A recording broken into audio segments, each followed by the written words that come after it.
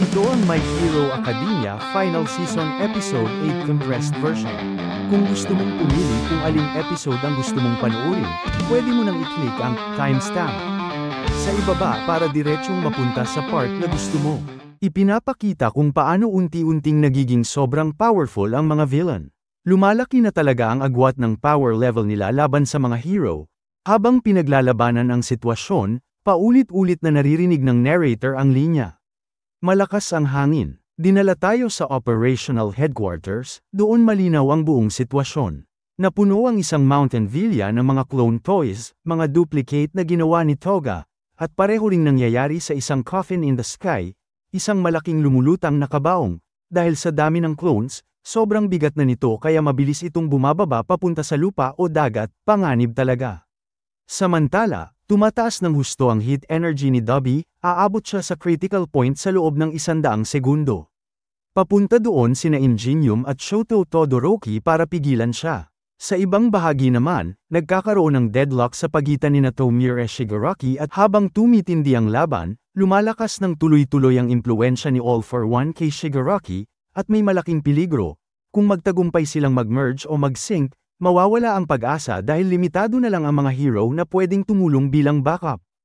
Ang mga commander sa headquarters, sina Sakauchi, ang head commander, at Labrawa, mataas ang nervyos.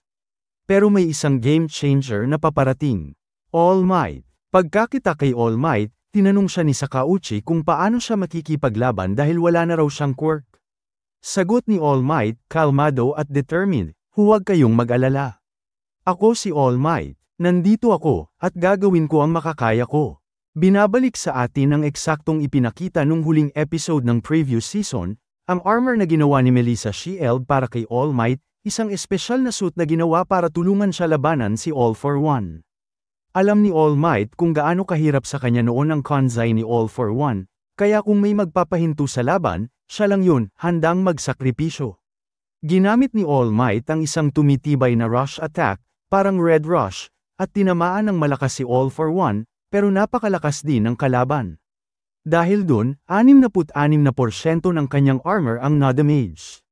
Si All for One naman nagsabi na lagi ng ganito si All Might, habang tumatakbo, ginamit ni All Might ang ability ng mga kalyadong sina Deku at Kaminari, ang Black Pike-like wires, isang imahe ng maraming steel wires, para ipasa ang electric shock ni Kaminari diretso kay All for One, isang taktika para mabagal at masaktan ang kalaban. Naalala rin natin kung paano umalis si All Might sa Amerika at nakilala si Melissa Shield, ginawa niya ang suit at ngayon ginagamit para talagang labanan at pigilan si All for One. Nagpapakita rin si All Might ng iba pang Class A level moves, naglalabas siya ng malalakas na smash attacks, parang Deku Smash na energy, at iba pang combo moves para subukan maabot si Shigaraki at pigilan siyang kunin ang One for All. Sinasadya niyang pang-iinsulto si All for One, sinasabihan siyang maluho at mapagmataas, mga salita na nagagalit talaga ang kalaban. Sa isang punto, sumabog ang galit ni All for One, gumawa siya ng 25 strike combination at nag-repeal pabalik kay All Might na tumama kaya napalayo at bumagsak ng malakas si All Might. Pero hindi madaling sumuko si All Might. Bumangon siya, tinanaw ulit si All for One at marubdob na sinabi, hindi siya nag-waste ng oras o takot. Kung gusto niya, maaari niyang iwan ang laban, pero pinili niyang manatili at labanan. Pinipili niyang gamitin ang oras niya para gawing mahirap ang kalaban. Habang tuloy ang laban, kitang-kita natin si All Might na walang kapaguran sa pagbura kay All for One. Kahit wala na siyang quirk, hindi siya sumusuko. Bigla niyang ginamit ang quirk ni Pinky, Mina Ashido, isang malakas na acid attack na sumunog at some iron ng malaki kay All for One. Dahil dito, napilitan si All for One na gumamit ng rewind para ayusin ang sarili niya, pero kapalit nito, lalo siyang bumabata. Unti-unting bumabalik sa nakaraan. Kasunod nito, nag-flashback si All Might. Naalala niya ang usapan nila ni Nana Shimura, kung saan sinabi niya na hindi siya naghahangad ng paghihiganti, gusto lang niyang maging symbol of peace. Isang haligi ng pag-asa na magtataboy ng takot at dilim sa puso ng tao. Ngayon, dumating na ang sandaling yun. Wala na siyang quirk, pero handa pa rin siyang lumaban. Naalala rin niya si Midoriya at kung paano niya nakita ang sarili niya sa bata, pati ang pagkikita nila kay Stain. na nagpaalala kung sino ba talaga si All Might at ano ang tunay na kahulugan ng pagiging simbolo. At sa puntong ito, muling tumindig si All Might, handa siyang magpatuloy laban kay All for One. Naiisip niya, kapag mas malaki ang damage na ibibigay ko kay All for One, mas mapipilitan siyang gumamit ng rewind. At kapag bumalik siya ng bumalik sa oras, mawawala rin siya. Iyon ang kanyang layunin, burahin si All for One mismo sa kasaysayan. Samantala, si All for One naman ay natatawa, iniisip na nasisiraan na ng bait si All Might. Pero hindi nagpapatalo ang dating number 1 hero. Ginamit niya ang iba't ibang quirk ng Class 1A na nakalagay sa kanyang armor, ang thrusters ni Uravity, ang full throttle speed ni Ingenium, at ang agility ni Tentacle at Froppy. Ginamit niya ang mga ito para iliga si All for One sa gitna ng mga gusali at tuluyang pahirapan siya. Pero hindi ganoon kadali. Habang paubos ang energy source ng suit, inutusan niya ang mga ibon ni Koji Koda, Anima, na lumayo at maghanap ng tulong. Sa puntong yun, umatake si All for One nanogram sunod-sunod na light attacks para makatipid ng energy pero saktan pa rin si All Might. Sa huli, naglabas siya ng isang napakalakas na atake na muntik nang tumapos kay All Might, pinagsasabay ang pinsala at panlilibak, habang sinasabi niyang pinapanood ng buong mundo ang pagbagsak ng simbolo ng kapayapaan. Pero sagot ni All Might, matatag, kahit mawalan ako ng liwanag, basta't kaya nitong bigyan ng pag-asa at ilawan ng iba, sapat na yun. Hindi ako mawawala. Habang nangyayari ito, lumipat ang eksena sa 300 metro ang layo, kung saan nakikipaglaban si Aoyama, Can't Stop Twinkling, laban sa isang villain na nagngangalang Kunid, na kayang mag-produce ng malalakas na plant structures. Ang natira na lang na lumalaban, si Aoyama, pero may problema, wala siyang belt para kontrolin ang kanyang laser, kaya mahina ang focus ng kanyang atake. Sa gitna ng laban, naaalala niya ang unang beses na binigyan siya ng belt, at kung paano siya laging nakasandal sa liwanag ng iba. Na-realize niya na kahit insecure siya noon, ang liwanag na yun ay nagbigay sa kanya ng lakas. Dahil dito, ibinuhos niya ang buong puwersa at nagpakawala ng malakas na laser beam. Pero pinagtatawanan lang siya ni Kunid. Bago pa tuluyang mapasama ang sitwasyon, biglang dumating si Invisible Girl, Hagakure, ginamit niya ang invisibility niya para i-redirect at i-wrap ang mga laser ni Aoyama, sabay pinasabog ito diretso kay Kunid, isang solidong combo attack. Balik tayo kay All Might, dumating na ang mga ibon ni Anima at dinala nila ang energy na kailangan para ma-recharge ulit ang kanyang suit. Kaya nakabalik ang kanyang power line, nag-imbak ulit ng enerhiya, at ginamit pa ang quirk ni Aoyama, Can't Stop Twinkling. Isang napakalakas na laser attack ang pinakawalan niya kay All for One. Kahit nag-o-overload na ang capacitor ng armor at halos maubos na ang battery, sobrang bagsik pa rin ng tama. All Might unleashes his move, Star and Stripe. Habang patuloy ang laban, kitang-kita kung paano ginagamit ni All Might ang iba't ibang quirk na parang combo attacks. Sinubukan niyang kopyahin ang atake ni Star and Stripe, ginamit din niya ang quirk ni Earphone Jack, Jiro, para i-lock ang galaw ni All for One gamit ang tunog.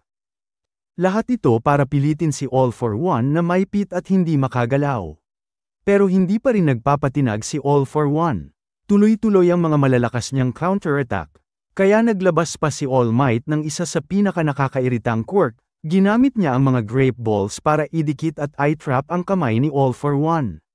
Habang nangyayari ito, ipinakita ang isang bata na nanonood sa TV kasama ang kanyang lola.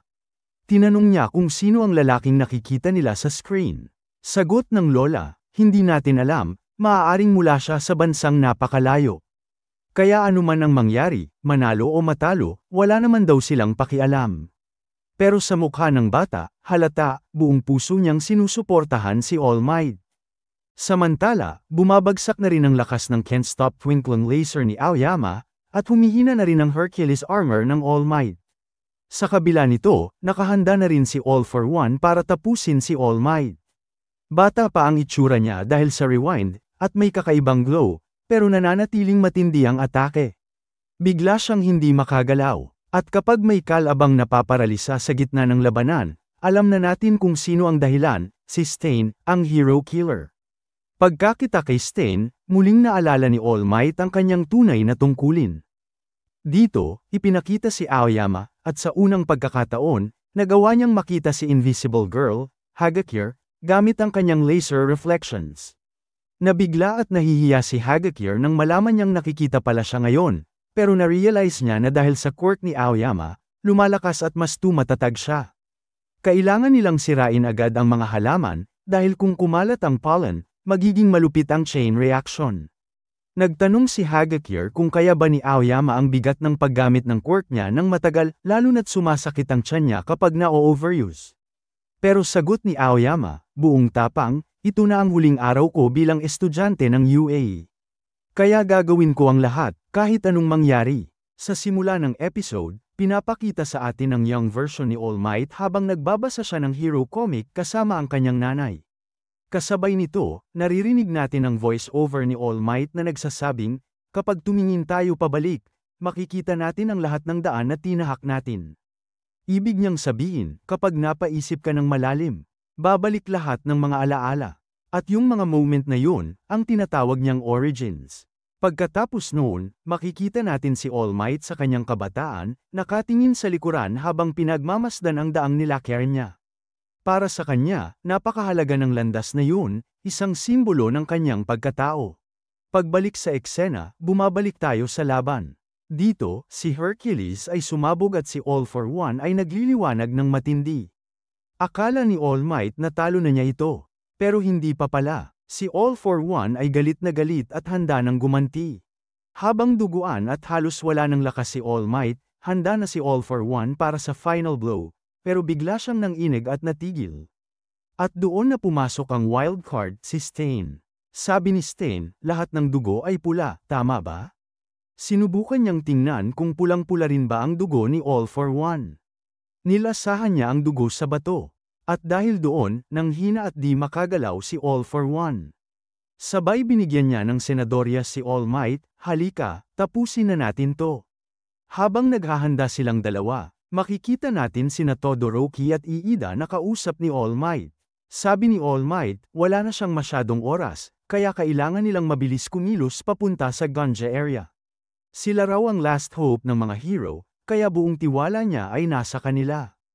Humandar agad ang engine ni Iida, at habang umaalis sila, napansin sila ni Stain. Sinusundan ni Stain ang mga bakas ng laban, mga lugar kung saan nakipaglaban si All Might. Hanggang sa makita niya ang mga patak ng dugo. Inamoy niya ito, at nalaman niyang ito nga ay dugo ni All Might. Hinahanap niya talaga ang dugo ni All for One, at nang makita niya ito, agad siyang nagtungo sa lugar ng labanan. Doon, pinanood ni Stain ang buong laban. Alam niyang kahit gaano kalakas si All Might, mahirap niyang talunin si All for One. Alam din niya na kapag natikman niya ang dugo ni All for One, hindi na siya kayang pigilan ng kahit sino. Pagbalik sa kasalukuyan, hindi makagalaw si All for One. Mabilis na umatake si All Might, at iniisip ni Stain kung gaano katindi ang sakripisyong ginagawa ni All Might, na ibinubunyag pa ang kanyang pagkakakilanlan para lang tapusin ang laban na ito. Ayon kay Stain, ang tunay na bayani ay yung nabubuhay para sa iba. Yung tumutulong kahit delikado, kahit daw ang Diyos, kung mapunta sa katawan ng isang makasalanan. Kailangan pa rin niyang magsumikap para mabuhay. Naalala rin dito ang eksena noon, kung saan sinabi ni Stain kay All Might. Puntahan mo lang ako kapag tunay ka ng bayani. Dahil sa mata ni Stain, si All Might lang ang karapat-dapat tawaging hero. Habang handa silang umatake, bigla namang ginamit ni All for One ang isang quirk na tinatawag na Bloodlet, na nagpalabas ng lahat ng dugo sa katawan niya. Sabi niya, alam niyang ganito ang mangyayari, kaya handa na siya sa laban. Kasi noong laban sa Tartarus, si Stain lang ang nakatakas mula sa kanya. Hinawakan ni All for One si Stain at ginamit ang antigen swap. Para maibalik muli ang dugo sa katawan niya. Sabi pa niya, hindi ko trabaho ang mag-iwan ng mga bakas. Pero kung may naiwan man, gusto ko yun. Pagkatapos noon, sinaktan niya ng husto si Stain at tinapon ito palayo. Bagbog sarado si Stain, habang lumilipad si All for One papunta sa kanya. Para kunin ang kanyang quirk. Sabi niya, kung tutuusin, nakatulong ka rin sa pag-angat ng League of Villains. Noong muntik mo nang patayin si Shigaraki, pinili mong huwag, at doon kami nakapagsimula. Habang nakangisi, handa na si All for One na tapusin si Stain. Habang papunta si All for One para kunin ang quirk ni Stain, bago ito mamatay, nagsalita pa si Stain kay All Might.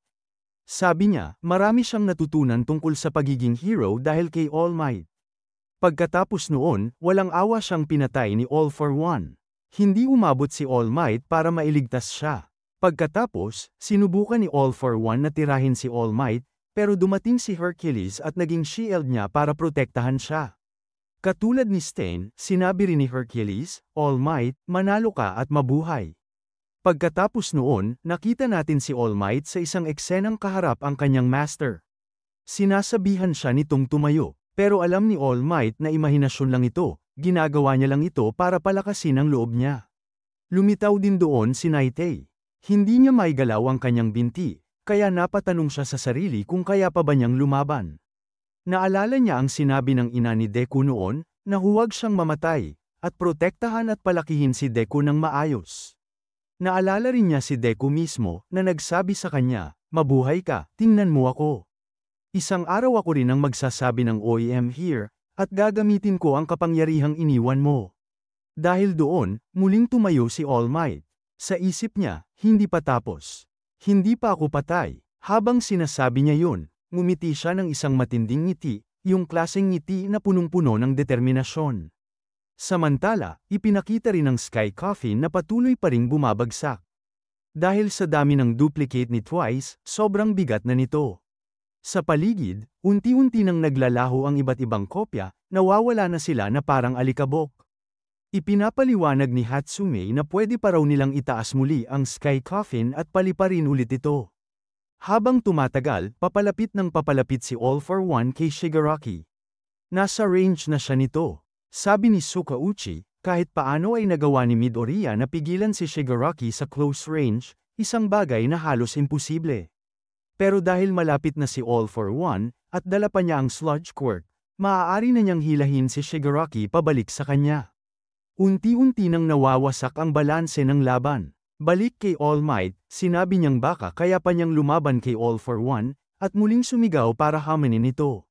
Sa puntong ito, plano ni All for One na tuluyang hilahin si Shigaraki papunta sa kanya upang matapos ang transfer ng maayos, kahit wala si Deku. Ngunit biglang ipinakita si Shigaraki, lumalabas ang sludge sa bibig niya. Galit na galit siya, at sumigaw, huwag kang makialam sa amin. Sa isang iglap, naputol ang koneksyon nila ni All for One. Alam ni All for One na mangyayari ito, pero imbes na mainis, ngumiti pa siya. Ayos lang, sabi niya, pupunta na lang ako sa kanya. Pagkatapos ay lumipad siya papunta kay All Might. Si All Might naman, kahit sugatan, ay nakangiti pa rin. Kasunod nito, ipinakita ang laban ni Deku. Sa kabilang eksena, pinapakita kung paanong kinuha ni All for One si All Might, itinataas siya at tinutukso pa. Ang pangit ng mukha mo, All Might, sabi niya. Tingnan mo kung anong klaseng hero ka. Ikaw ang dahilan kung bakit naligaw ang mga batang ito, akala nila alam nila ang tama. Samantala, habang patuloy ang laban ni Shigaraki at Deku, sinabi ni Shigaraki kay Deku, dapat mong puntahan si All Might. Iligtas mo siya. Tinulak pa niya si Deku, parang pinapalayas. Habang busy ka, pupunta ako sa kanila, at tatapusin ko silang lahat. Nakita ni Deku mula sa malayo si All for One, bitbit si All Might na parang laruan. Napatigil siya, bumalik sa isip niya lahat, ang mga araw ng training, mga payo, at lahat ng ginawa ni All Might para sa kanya. Ngayon, nakikita niyang halos patay na ito. Napuno ng galit si Deku. Tiningnan siya ni Shigaraki at ngumiti. Akala ko hindi ka iiyak, sabi niya, pero umiiyak ka pala talaga. At doon, nagpatuloy ang kanilang matinding labanan. Sabi ng narrator, dahil gusto talagang maging mabuting tao ni Deku, at sa nakikita niyang kalagayan ngayon ni All Might, unti-unti na ring nanghihina ang loob niya, parang pati kaluluwa niya ay nauupos na. Sa totoo lang, ganun nga ang nangyayari. Halos hindi na makagalaw si Deku, sugatan at pagod. Habang tinitingnan niya si All Might sa ganung kalagayan, naaalala niya lahat ng mga sinabi nito, na kahit mawalan siya ng quirk, may paraan pa rin para iligtas ang mga tao. Pero sa dami ng pinagdaanan niyang laban at hirap, pakiramdam niya hindi niya na maaabot ang pangarap niya. Pero biglang gumising si All Might. Hinawakan niya sa leeg si All for One at sumigaw, ako ang symbol of peace. Gago ka. Pagkatapos noon, ipinakita ang flashback kung paano umalis noon si All Might sa laban ni Nana Shimura at All for One, yung huling sandali bago mamatay si Nana. Ipinakita kung gaano siya kabuting tao at paano niya laging inuuna ang kapakanan ng iba. Sinabi pa ni Nana noon na, isang araw, matatalo ka ni All Might. Naalala ito ni All for One, kasi pareho ang sitwasyon ngayon. Dati, siya ang may hawak sa leeg ni Nana, pero ngayon, siya na ang may hawak sa leeg ni All Might. Pareho silang baliw sa laban na to. Naisip ni All Might, kung magpapatuloy pa siya, baka maging delikado lalo ang lahat. Pero kahit ganun, sinubukan pa rin niyang umatake, kahit mukhang pareho silang mamamatay. Habang nakaharap niya si All for One, naalala ni All Might ang lahat ng ginawa niya bilang hero, lahat ng desisyon niya, at kung gaano kahalaga ang lahat ng yun sa kanya. Pero bago niya magamit ang atake, agad siyang pinigilan ni All for One. Sabi nito, magandang kamatayan sana to para sa isang bayani katulad mo. Pero tapos na ang oras mo. Kinuha na rin niya ang quart ni Stain, at ngayon, ginamit niya yun sa dugo ni All Might. Nilasahan niya ito at pinatigas ang katawan ni All Might, para hindi na makagalaw. Hindi niya na ito pinayagang gumawa ng kahit ano. Habang ginagawa niya ito, tinutokso pa ni All for One si All Might.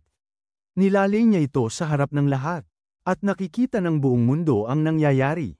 Sa kabilang banda, ipinakita si Gentle Criminal na nagawang patatagin ang Sky Coffin kahit papaano.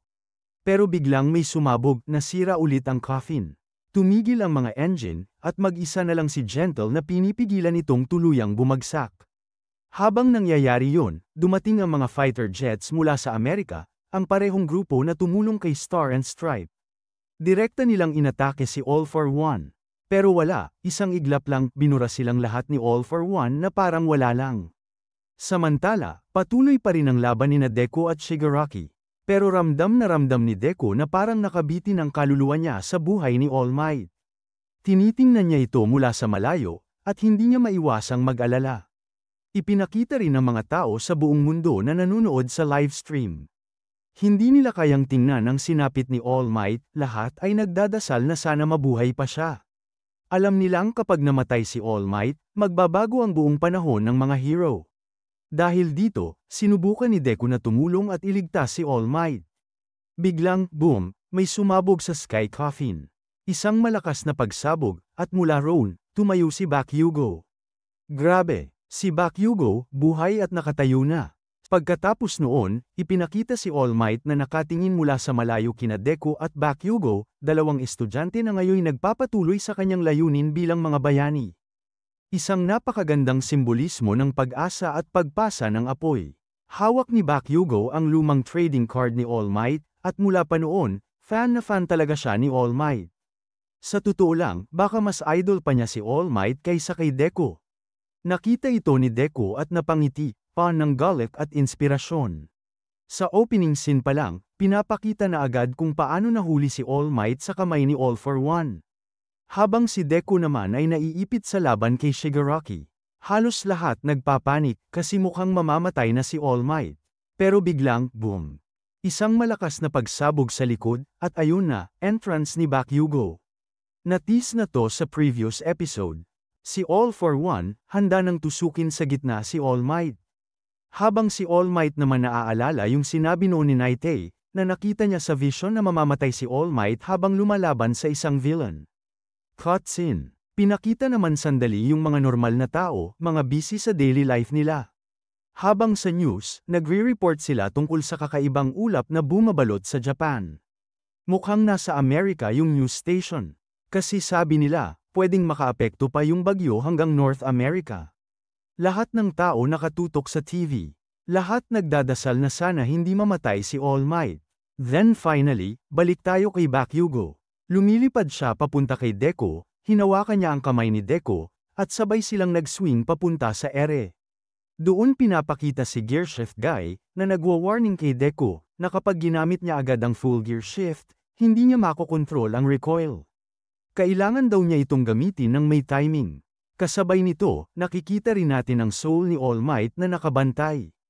Then boom, si Deku, ginamit ang second gear, at sa sobrang bilis, itinapo niya si Bakugo papunta kay All Might. Habang si Shigaraki naman, tawang-tawa. Sinasabi niyang kahit lumakas pa si Deku, hindi niya mababago ang tadhana ni All Might. Ayon pa sa kanya, kapag namatay ang taong nagbigay ng pag-asa sa mundo, mawawala rin ang panaginip na yun. Pero syempre, hindi papayag si Bakugo. Lumipad siya diretso kay All Might, at grabe, ang animation dito mga kaibigan, sobrang badass. Habang nangyayari to, may flashback kung paano sinabi ni Naite dati na nakita na niya ang hinaharap ni All Might, isang laban na ikamamatay niya. Pero sinabi noon ni Deku, hindi ko hahayaan mangyari yan. At kahit si Naite, kahit nakita niya yung vision, may tiwala siya na may mga taong hindi basta Suzuko. At naniniwala na hindi mamamatay si All Might. At oo, mukhang may dasal nga talagang dininig. Si Bakugo, finally, nakarating kay All Might. Nagulat si All for One, hindi niya inexpect na maaabot siya ni Bakugo sa oras. Naalala natin yung sinabi ni All Might noon. Kapag nagkaisa si Deku at Bakugo, walang makakapigil sa kanila. Tiningnan ni All Might si Bakugo, at sinabi niya, "Ikaw ang mananalo." At sa dream world ni All Might, kinausap siya ni Naite, sabi niya, "Tapos na ang pangarap mo, pero nabago mo ang hinaharap." Ibig sabihin, kahit nasa bingit siya ng kamatayan, nabago ni All Might ang kanyang kapalaran. Bago tuluyang mawala ang panaginip, sinabi ni All Might ang isang kasabihang parang ganito, kahit ang hari, bago mamatay, ipapasa pa rin niya ang trono sa kanyang prinsipe. Sabay sabi ni Naite, "Hindi pa ito ang katapusan mo, All Might." Pagbalik sa realidad, nakikita natin si Bakugo habang inaalalayan niya si All Might, lumipad sila palayo habang pinapanood ng buong mundo sa TV. Lahat kinikilala si Bakugo, at pinapakita rin ng iba't ibang characters na nagre-react. Pagbagsak nila sa isang gusali, sabi ni Bakugo, "Sensei, huwag mong agawin ang linya ko." Then, boom! Biglang lumitaw si Edge Shot. Yung huling piraso ng katawan niya, gumalaw. At dahil doon, na-repair niya lahat ng internal damage ni Bakugo. Lahat ng organs, lahat ng bali, inayos niya sa sarili niyang paraan. Pero syempre, grabe yung sakit na dinanas ni Bakugo. Sabi niya, "Alam ko, pero salamat. Salamat sa pagpapanatili sa akin na buhay." At dito, hindi ko mapigil ang maiyak, mga bro. Si Bakugo talaga, isa sa pinaka-epic at emotional na hero sa MHA. Makita siyang ganito, sugatan pero nakangiti pa rin. Grabe, sobrang tagos sa puso. Guys, eto na. Habang si Edge Shot ay nagpapaliwanag, sinasabi niya kung paano niya ginamit lahat ng lakas at abilidad niya para mailigtas si Bakugo. Ginamit niya ang fold the body technique para ayusin ang mga sirang laman loob ni Bakugo, pinaga niya ulit ang puso at baga niya kahit halos imposible na. Tahimik lang si Bakugo habang nakikinig, at sa likod, nakatingin si All Might, na napapangiti habang naaalala niya kung paano sinabi noon ni Bakugo na magiging mas malakas pa siya kaysa sa kanya. At doon nga, Bakugo is back. Bumalik siya sa tunay niyang anyo, mas matindi, mas buo, at syempre mas galit. Sabi pa niya, "Tung All for One na to, sa harap ko pa? Lagot ka ngayon." Samantala, si All Might naman, kahit sugatan na, pabiro niyang sinabi, "Hey, anak, ako tong pinagtatanggol mo, ha? Duguan ako rito, tulungan mo naman ako makagalaw." Nilapitan siya ni Bakugo, at nang mag-abot sila ng kamay, inilipat ni All Might ang kaunting lakas na natitira sa kanya, yung energy mula sa armor na suot niya. At dito na ipinakilala ni Bakugo ang buong pangalan ng kanyang hero form. The Great Explosion Murder God Dynamite. At syempre, sabi ni All Might habang nakangiti, "Pasensya na, anak, yan lang ang maibibigay ko sa iyo ngayon." Pero si Bakugo, todong ngiti pa rin. "Sulit to, sensei. Kahit kaunting power lang galing sa iyo, panalo na ako." Habang nangyayari yun, pinapakita si All for One, galit na galit at naguguluhan kung bakit hindi pa rin niya kayang tapusin si All Might. Sabi pa niya, "Bakit ako nagagalit ng ganito?" At sa sobrang inis, nagdesisyon siyang ituloy ang plano. Ang ibigay lahat ng kanyang quirk kay Shigaraki para maging perpekto ang katawan nito. Pero bago niya magawa, biglang pinigilan siya ni Shigaraki mismo. Naiinis si All for One, hindi niya maintindihan kung bakit hindi niya makontrol si Shigaraki kahit ganun na siya kalakas. Habang nagagalit si All for One, dumating bigla si Bakugo sa harap niya at sinabing, "Ako ang final boss mo." Sabay, boom! Itinaas niya ang kamay niya, hinawakan ang ulo ni All for One, at pinasabog ng malupit. Sobrang intense ng eksena, parang buong mundo napahinto. Sa headquarters, abala naman ang mga hero sa rescue operation. Pinapakita kung paano nila sinasagip ang mga sugatan. At hinuhuli ang mga natitirang villains. Unti-unti nang nakokontrol ang sitwasyon sa buong Japan. Lalo na sa mga lugar kung saan tapos na ang labanan. Pero sa National Stadium, may bakbakan pa ring nagaganap. Dumating si Mr. Skeptic kasama ang kanyang team para tumulong sa evacuation. Habang sa Takuo Hospital, sinisiguro ng mga hero na stable na ang lahat ng pasyente. Samantala, pinakita rin si Lady Nagant na nakatingin sa langit habang naaalala si Midoriya. Nakikita niya mula sa malayo yung mga explosion sa ere, si Bakugo, tuloy-tuloy pa rin sa laban. Sa kabilang side, nagugulat si All Might sa bilis ni Bakugo. Grabe, gaano siya kabilis ngayon? Sabi niya, sagot ni Edge Shot, hindi yan tatagal, pero sa ngayon, parang kidlat siya. Si Bakugo, kahit grabe na ang sakit at sugat sa katawan. Ginagamit pa rin ang lahat ng natitira sa kanya para durugin si All for One. Habang nakikita siya ni Shigaraki, tawa lang siya ng tawa. Ha, kahit si All for One, hindi mapatay yang ipis na yan. Tumingin si Shigaraki kay Deku at sinabing, uulitin ko yun. Uulitin at uulitin kung papatayin si Bakugo. Pero si Deku, seryoso lang. Alam niyang malala na ang lagay ni Shigaraki, ang bilis mag-regenerate, halos hindi na mapatay. At si Deku mismo, nasa limit na rin. Isang gear shift pa, at baka tuluyan na siyang bumagsak. At dito na tayo sa final stretch ng episode. Pinapakita sa parallel scene sina All for One, Shigaraki, Bakugo, at Deku, lahat handang ibigay ang lahat sa huling laban.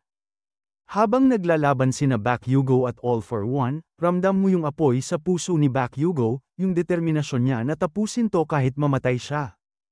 At doon nga, sa sobrang bilis, isang napakalakas na pagsabog ang sumabog sa battlefield. Isang kidlat, isang liwanag, si Bakugo Dynamite, lumipad muli papunta kay All for One, handang tapusin ang lahat sa isang huling atake. Si Bakugo, hindi na alam kung ano na talaga ang nararamdaman niya. Habang iniisip niya, hey Midoriya, kaya ko pa bang lampasan ka? Doon niya na-realize, sa ganitong sitwasyon, kaya niyang iwan si Deku sa malayo. At habang nagaganap tong intense na laban, pinapanood to ng lahat sa kani-kanilang screens.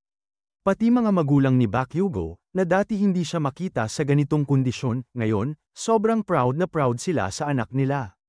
Bro, grabe talaga. Next level animation. Yung quality, solid. At narinig pa na yung animator ng episode na to, siya rin daw yung gumawa ng Luffy Gear 5 episode. Kaya pala ganito kaganda, man. Habang tuloy ang laban, iniisip ni All for One, paanong ganitong maliit na bato, naging malaking sagabal sa akin. Paano siya mas malakas pa kay All Might? Pero oo nga, si Bakugo yun hindi mo siya basta-basta malalampasan. Tapos bigla, si All for One bumabalik sa flashback niya, naaalala niya yung moment nung sinuntok siya ng gear shift. At ngayon, ramdam na ramdam niya ulit yung aura ni gear shift sa loob ni Bakugo. At dito na, si Bakugo bumanat ng isang malupit na attack kay All for One. Grabe yung impact, hindi na makapalag si All for One. Galit na galit siya, pero hindi na niya may kaila, tapos na siya. Sabi ni Bakugo, talo ka na, tanga. Ako si Bakugo. Sa simula ng episode, makikita natin ang isang babae na nakaupo sa madilim na eskinita. Umiinom ng alak mag-isa. May 2 tao ang napadaan at napansin siya, pero bigla niya silang sinigawan at pinalayas. Kita sa itsura niya na hindi maganda ang kalagayan. At halata rin na buntis siya. Pagkatapos nito, nag-cut ang scene. Papunta sa ilalim ng isang tulay. Kung saan makikita nating nakahandusay ang 2 bata. Pagbalik ng eksena, ipinapakita naman sa atin ang history ng quirks, kung paano unang lumitaw ang isang batang may kakaibang liwanag sa katawan. Na siyang unang glowing baby. Mula noon, nagsimulang lumabas ang mga bata na may mga kakaibang kapangyarihan. Ang iba ay ipinanganak na may quirk, at ang iba naman, nagkakaroon lang pagdating ng puberty. Dahil dito, nagkaroon ng malawakang investigasyon tungkol sa mga meta powers. Saan ito galing, at paano ito naipapasa? Hanggang sa dumating ang panahon na nahati ang sangkatauhan sa 2 uri. Ang may quirk at ang walang quirk. At doon na nagsimula ang gulo sa lipunan. Ipinakita rin ng isang grupo ng tao na nag-uusap tungkol sa mga meta-humans. Bigla na lang, may lumitaw na isang bata. At siya pala si All for One. Akala ng mga tao, isa lang siyang ordinaryong bata, pero ilang segundo lang. Lahat sila ay tinamaan ng misteryosong atake sa ulo. Pinatay sila ni All for One. Lumabas na ang batang ito ay may kakayahang magnakaw ng kapangyarihan na nakuha niya mismo sa kanyang ina. Mula pagkasilang pa lang, iniisip niya na lahat ng nasa paligid niya ay pag-aari niya. At kapag may pumipigil sa kanya, sinisira niya ang mga ito. Habang lumalaki, mas lalo pang naging mapanganib si All for One hanggang sa dumating ang nakababata niyang kapatid. Na sinubukan siyang kausapin para pigilan siya. Pero dahil si All for One ay lumakas sa pag-absorb ng power ng kanilang ina. Ang kapatid naman niya ay mahina at maliit. Sinipa pa nga siya ni All for One, pero kahit ganun, alam niyang may koneksyon sila bilang magkadugo. Pagkatapos, sa isang tabi, nakaupo si All for One kasama ang kanyang kapatid. Nagtanong siya, ano yang binabasa mo? Sagot ng kapatid, hindi ako marunong sa mga malalalim na libro, pero ito, comic book, ang tawag. Maganda siya kasi may mga drawing, kaya madali basahin. Sabi pa niya, may hero dito sa story. Gusto kong maging kagaya niya. Ngumiti si All for One at nakisali sa pagbabasa. Lumipas ang 3 taon, at ipinakita muli ang magkapatid na mas tumanda na. Sinabi ng nakababatang kapatid, na dama-dami na ang mga taong ipinanganak na may quirk, at sa balita, pati sa India, may 50 metahumans daw na ipinanganak sa loob ng 2 linggo lang. Ngayon, nagsisimula ng mag-glow si All for One. Ipinagmamalaki niya na nangongolekta siya ng mga kapangyarihan mula sa mga taong may quirk. Sinabi pa niya, sa comics, may tawag dyan, one for all at all for one. Magandang pangalan no, yung mga hero, lumalaban mag-isa, tinatago ang identity nila. Pero karamihan sa mga tao, lumuluhod sa takot. Kaya gagawa ako ng mundong para lang sa akin. At dito nagsimula ang malupit na vision ni All for One. Nakontrolin ang mundo. Pagbalik sa kasalukuyan, mas tumanda na ang magkapatid. Nag-away sila. Sabi ni All for One, sumama ka sa akin. Magkakampi tayo. Pero tumanggi ang kanyang kapatid. Hindi dapat gamitin ang meta power sa pansariling kagustuhan. Ngunit tumawa lang si All for One. Ang lungkot naman, wala ka kasing kapangyarihan, kaya walang seryosong titingin sa'yo. Sinabi pa niya, ang pangarap ko ay nagiging totoo na, isang mundo na wala ka. Hinawakan niya ang kanyang kapatid at sinabing, pero importante ka pa rin. May nakuha akong quirk na bagay sa'yo. Pagkatapos, itinanim niya ang kapangyarihan sa katawan ng kanyang kapatid. At binigyan ito ng bagong pangalan, Yoichi. Pagkatapos nito, dumating ang 2 tao. Para iligtas si Yoichi, pero hinabol sila ni All for One, at biglang lumabas si All for One. At parang, bigla na lang sumabog ang lahat. Yung lalaking tumakas habang karga si Yoichi, titig na titig siya sa mga mata nito. Pagkatapos biglang nag-cut ang eksena, at muli nating nakikita si All for One. Sabi niya, ano ba talaga ang kinuha ko sa kanya? Ano bang ginawa ko para mapasunod si Yoichi sa akin? Pinilit ko lang ba sa kanya yung kapangyarihang ayaw naman niyang tanggapin? Kaya ba nagkagulo ang lahat? O baka yung meta power na dapat ibibigay ko sa kanya, na wala na rin? Hindi pa niya naranasan ito dati. Ginamit niya lang naman ang sarili niyang kapangyarihan para i-check kung may meta ability si Yoichi, pero wala. Pagkatapos, bumalik ang eksena kay Yoichi na tinatakbo ng isang lalaki. Tinanong siya, bro, hinawakan ka ba ni All for One nung natalo ka sa laban? Sagot niya, tahimik ka na lang, sabihin mo na lang sa akin ang resulta. Yun pala si Bruce. Sabi ni Bruce, may kakaiba sa katawan mo nitong mga araw na to. Pero may maganda ring nangyari, may 2 bagay na nakikita ko sa loob mo. Una, yung dati mo ng meta power, pero ngayon may dagdag na kakaibang enerhiya. Inaanalisa ni Bruce ang katawan niya, habang iniisip ng kasama niya na baka nga totoo. Sabi naman ni All for One, yung meta power na binigay ko sa kanya, nawala na. Kasalanan ko rin dahil sa kapabayaan ko. Pagkatapos, ipinakita ulit si Yoichi na nagsasabing hindi niya napigilan ang kanyang kapatid. Buhay siya dahil sa kapatid niya, pero tinitingnan nito ang mga tao na parang laruan lang. Sunod, ipinakita kung paano pinatay ni All for One ang napakaraming tao. Habang ginagawa niya ito, sabi niya, Kung nakikita mo akong umiiyak, ibig sabihin nasasaktan ako. Pagkatapos, bumalik na tayo sa kasalukuyang laban. Sigaw ni All for One, anak, tapos ka na. Si Bakugo naman, tawa ng tawa sa loob niya. Ito na yun, pinulbos ko na nga to eh. Sabi ni All for One, lahat ng nasa bloodline mo, pinatay ko. Lahat ng babae, bata, kahit sino pang malapit sa iyo, pinuksa ko silang lahat. Basta naramdaman ko ang dugo mo, winasak ko. Pero napansin niya, iba na ang mga mata ni Bakugo ngayon. May kakaibang tingin, katulad ng isang tao mula sa nakaraan. Kaya nararamdaman niyang may koneksyon nito. Mula noon, lagi siyang humaharang sa landas niya. Alam ni All for One na kung gagamitin niya ang rapping technique para protektahan ang sarili, baka umabot pa siya kay All Might. Pero kailangan din niyang makapunta sa kinaroroonan ni Shigaraki. Hindi niya pwedeng ubusin ang lakas niya ngayon, dahil kapag nakarating siya kay Shigaraki, baka labanan pa siya nito. Kaya kailangan niyang mag-ipon ng natitirang power para makumpleto ang transfer. At dito, biglang nag-transform si All for One. In-unleash niya ang Omni Factor, All for One Goal. All for One Single Purpose. Sigaw niya, sabi niya, ito na. Ibubuhos ko na ang buong lakas ko. Parang rocket, tinulak niya ang sarili pasulong, kahit alam niyang posibleng maging bata ulit ang katawan niya dahil sa sobra-sobrang paggamit ng power. Sugal talaga to, bro. At habang nangyayari ito, si All Might ay nakatingin, alam niyang delikado na. Sabi ni Bakugo, anong ginagawa mo, baliw ka ba? Sa ganyang paraan, hindi ka mananalo. Naalala niya ang nakaraan, kung paanong sa sarili niyang lakas siya umangat, walang tulong ng iba. Si All for One naman, handa nang gamitin ang natitirang power para makapunta kay Shigaraki. Pero sa daan, nakaharang si Bakugo, handang-handa. Sigaw ni All for One, sige. Patayin mo ako, pasabugin mo ako, pero napansin niyang si Bakugo, hindi pa rin umaatake. Malapit na siya, sobrang lapit na. Bumagsak ang katawan ni Bakugo sa lupa. Ang pawis niya, hindi na explosive sweat, naging normal na lang.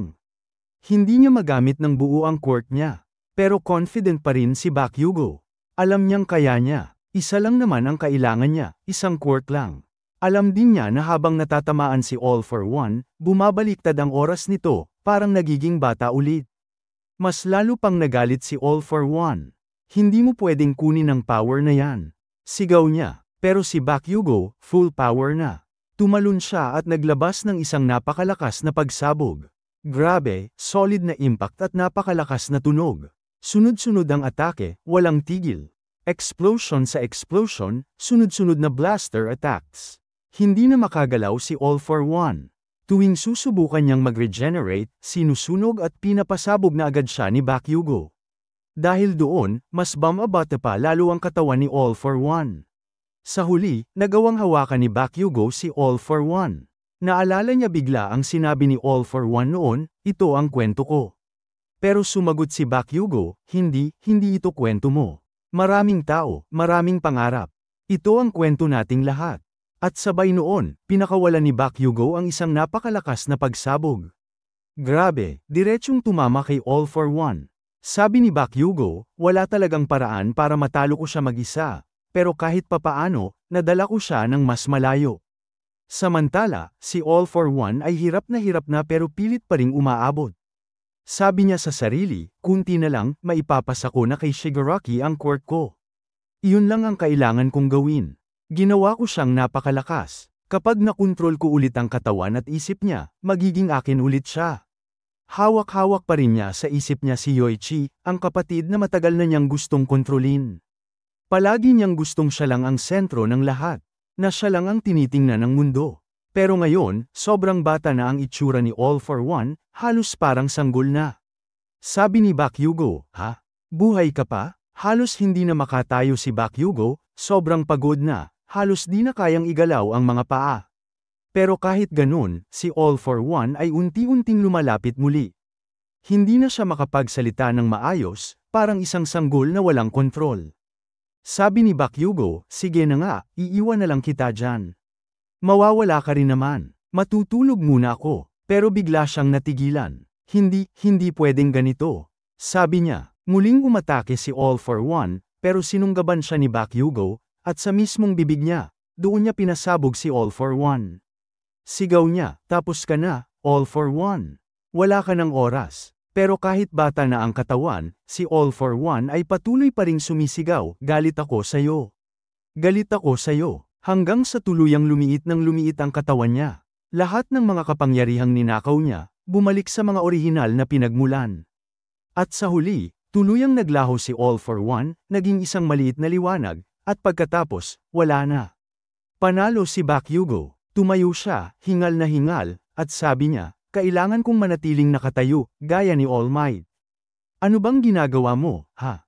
Huwag mo akong bilangin, kasi hindi pa ako tapos. At sa wakas, tumingin siya sa unahan at sabi, ngayon, ikaw na ang susunod. Sa umpisa ng episode ipinapakita ang eksena ilang araw bago ang malaking labanan. Nakikita natin ang ating mga bayani habang nagpaplano, may isang kabaong na ihahagis pataas sa kalangitan, at sa harap ng kanilang commander, may counter-team na ihahanda para labanan si Tomura Shigaraki. Halos lahat ng karakter na nagsimulang lumaban kay Shigaraki noong nakaraang season nandito rin, plano nila gamitin ang kabaong para talunin siya. Strategy nila, huwag hayaan si Shigaraki bumaba sa ground. Nandoon din si Katsuki Bakugo, at pati si Sun Eater ay nagtanong, kapag nanatili tayo sa ibabaw ng lupa, may disadvantage ba tayo? Medyo nahihiya si Sun Eater pero nagtatanong dahil may practical concerns, kasali na rin ang posibleng damage sa mga gusali.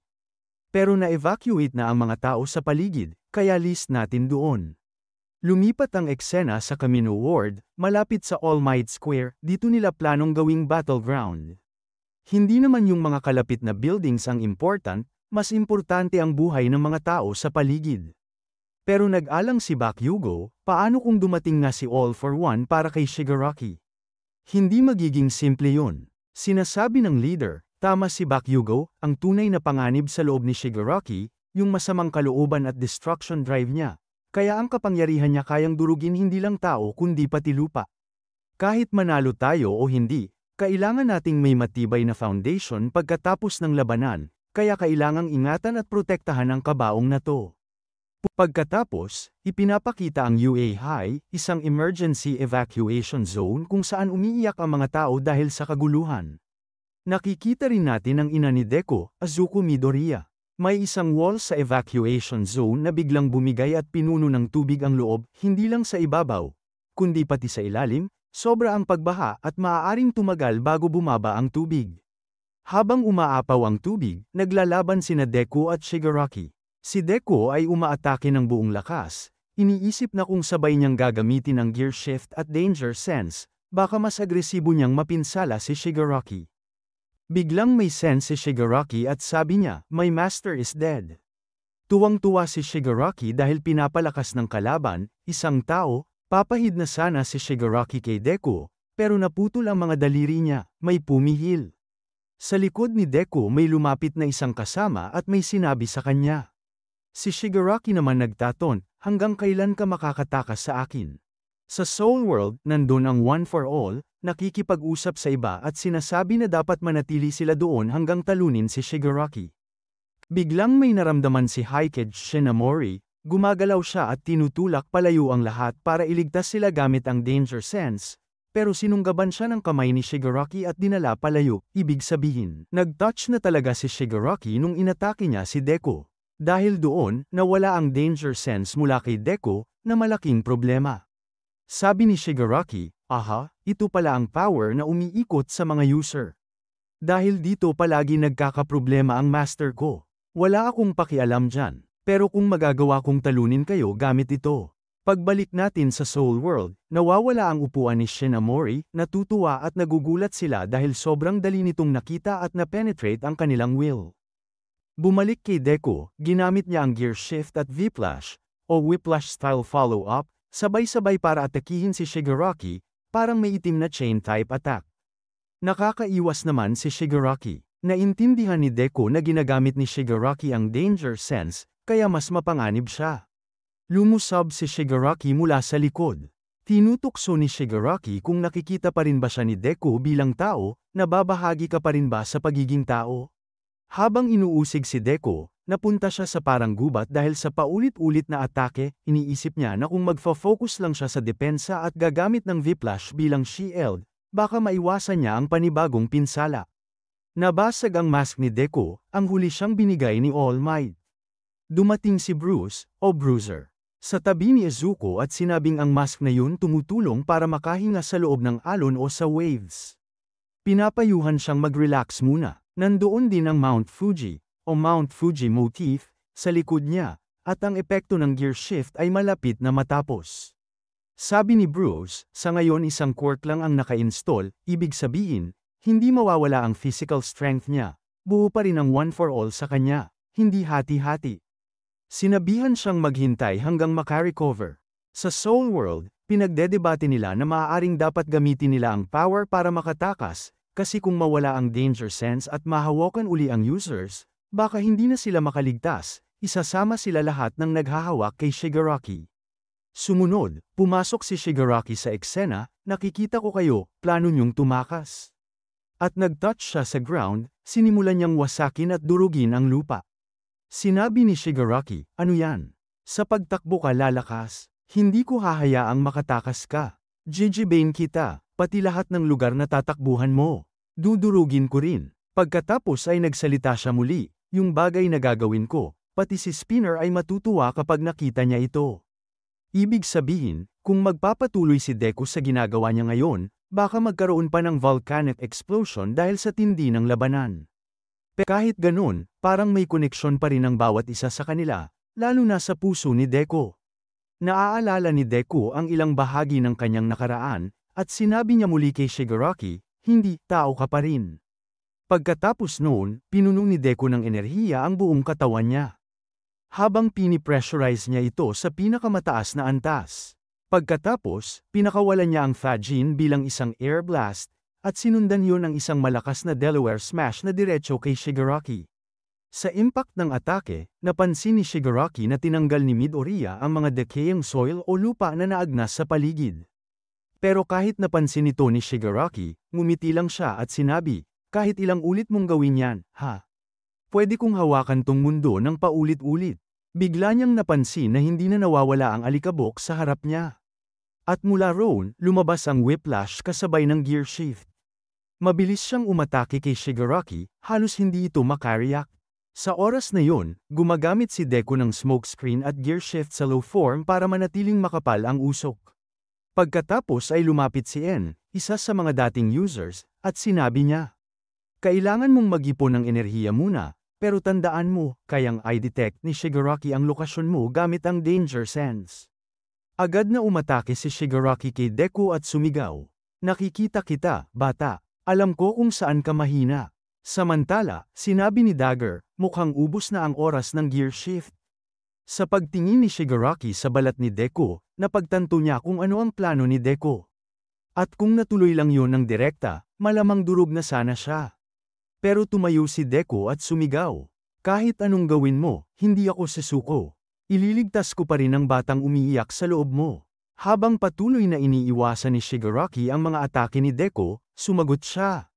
Ginagawa mo lang to para ipilit sa akin ang paniniwala mo. Ngunit sagot ni Deku, hindi mo ba nakikita? Kagaya ng nakikita ko ang mga multo. Kaya mo ring makita kung sino ka talaga sa loob. Sinabi naman ni Shigaraki, siguro nakita mo ang puso ko gamit ang one for all, at dahil doon natutuntun mo ako kahit may smoke screen. Sa puntong yun, ipinakita si Nana Shimura, na iniisip ang sinabi ni Deku, na gusto niyang iligtas ang batang yon sa loob ni Shigaraki.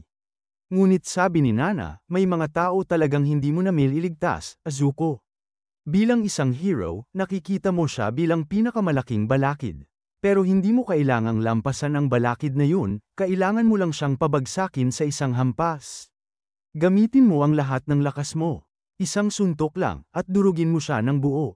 Ngunit narinig ito ni Deku at sumagot siya. Kung ganun, bakit may lungkot pa rin sa puso niya? Tinakpan lang niya yun, at kung anuman yung panangga niya, babasagin ko yun.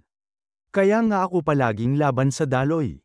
Sa Soul World, nagpakita si Fajin, nagsasabing, ito ba talaga ang gusto nating gawin, ipagsapalaran ang lahat ng pinaghirapan natin para iligtas ang dating kaaway? Ngunit habang pinagmamasdan niya si Deku, napangiti siya. May nakita ako sa batang ito. Kahit sino pa ang kaharap niya, mahina man o walang quirk, naniniwala pa rin siya na may puso pa rin ang tao sa loob. Sige, ipupusta ko na sa iyo ang lahat. Pagkatapos, narinig ni Deku si Riggo na nagsabi, dapat mong I give up ang one for all.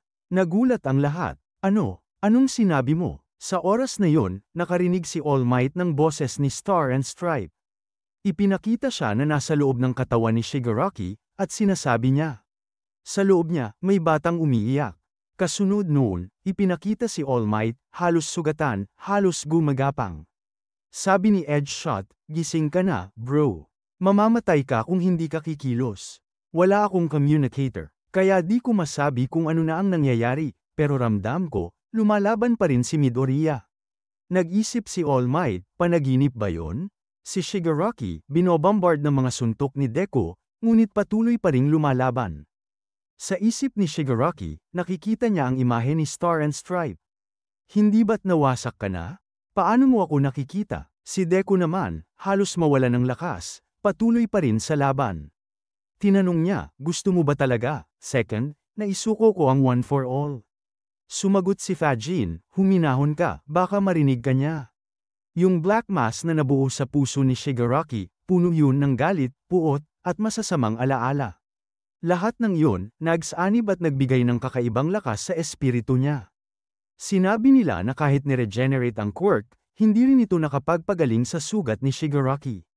Hindi ito simpleng physical injury, psychological wound to. At pagkatapos ni Shigaraki na ay absorb ang all for one, mas lumakas siya ng sobra. Hindi namin siya kayang labanan head-on ngayon. Kaya ang plano, umatake mula sa loob, ay transfer namin ang one for all papasok sa sugat na yun, doon kung saan malalim ang pinsala sa isip niya. Para direktang tamaan ang kanyang mind. Tumayo si Daigo at napaisip, direktang transfer.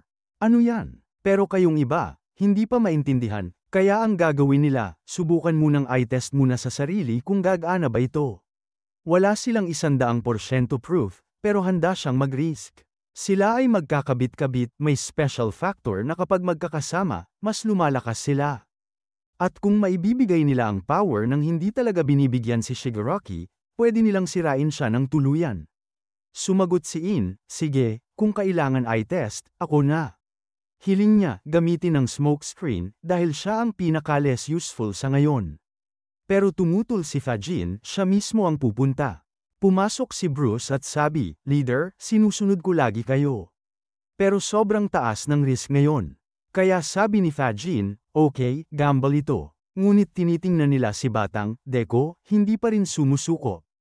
Kaya naniniwala si Fajin na tama ang gagawin nila. Sabi ni Nana, hindi na mahalaga kung natatakot tayo sa kamatayan o hindi. Hindi rin mahalaga kung gaano kalaki ang mission. Pinapahalagahan niyan ang one for all, isang treasure na iniwan ng kanyang hero. Kaya ipinaliwanag ni Nana, si Izuku ang patuloy na magde-derive ng one for all, siya ang kailangan gumawa ng desisyon. Mula sa malayo, pinagmamasdan ni Shigaraki, ano tong pinag-uusapan nila? Sumagot si Spin, o Benjo, sige, ikaw na ang kasama ng batang ito para gamitin ng maayos ang Black Wave. At sumagot ang one for all, inyo akong pagkakatiwalaan. Mga heroes ko, sa wakas, desisyon na nila, si Izuku na ang magsasalita at gagawa. Tumayo si Izuku at sinabi, gagawin niya ito. Pinuno niya sarili ng lakas gamit ang whiplash at iba pang teknik, at handa na siyang tumanggap ng atake ni Shigaraki. Pero tumigil muna si Shigaraki ng malayo at nagbiro, hindi ka nga mukhang hero. Pinpuwersa ni Deku ang one for all sa kanyang mga kamay, parang paghahanda ng huling suntok. Terra na nagsisimula ang kwento exactly kung saan nagtapos ang huling episode. Si Deku, handa nang umatake kay Shigaraki. Plano niyang ilipat lahat ng quirks kay Shigaraki. Para sa pamamagitan ng one for all, matamaan niya yung core kung saan may batang nakakulong sa loob. Ginagamit ni Deku ang Black Whip para igalaw ang katawan niya. At dahil dito, nagulat ang mga dating successors. Pinuri nila si Deku kasi ang bilis niyang maka-adapt sa sitwasyon. Sabi pa ni Fajin, ang lakas ni Deku ay hindi lang dahil sa quirks, kundi dahil sa puso at admiration niya. Kaya patuloy na sisilaw ang one for all. At balik tayo agad sa intense na laban. Ngayon, iniisip ni Deku kung paano makakalapit kay Shigaraki. Nang hindi ginagamit ang gearshift, pero sa mismong sandaling yun, kailangan din niyang mailipat. Ang one for all kay Shigaraki. Alam ni Deku ang tungkol sa DNA concept ng One for All, itinuro na ito ni All Might sa kanya noon. Sinabi ni All Might na ang One for All ay pwedeng ipasa sa kahit sino, at minsan, pwedeng pilitin ang transfer. Ibig sabihin, kung gusto kong ipasa ito sa iba, kaya kong gawin kahit wala sa loob ng tatanggap. Habang iniisip ito ni Deku, napagtanto ni Fajin na naiintindihan ni Deku ang sitwasyon. Plano ni Deku na gamitin ang dugo niya para mailipat ang quirk sa katawan ni Shigaraki. Pero bawat atake niya, agad na nagre-regenerate si Shigaraki, kaya kailangan niyang kumilos ng mabilis. Nararamdaman ni Shigaraki na may kakaiba kay Deku ngayon. Alam niyang may binabalak ito. Kaya sabi niya sa sarili, kung matatalo ko si Deku, pati bansang to, gugunawin ko. Sabay bigay ng malupit na atake.